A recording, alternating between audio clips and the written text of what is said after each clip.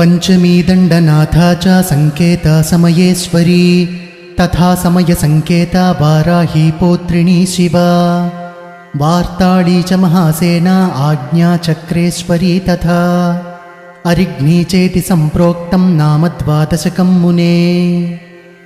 श्रीपञ्चम्यै नमः, श्रीदण्डनाथायै नमः, श्रीसंकेतायै नमः, श्रीसमयेश्वर्यै नमः, श्रीसमयसंकेतायै नमः, श्रीवाराह्यै नमः, श्रीपौत्रिण्यै नमः, श्रीशिवायै नमः, श्रीवार्ताळ्यै नमः, श्रीमहासेनायै नमः, श्री आज्ञाचक्रेश्वर्यै नमः, श्री अरिघ्न्यै नमः।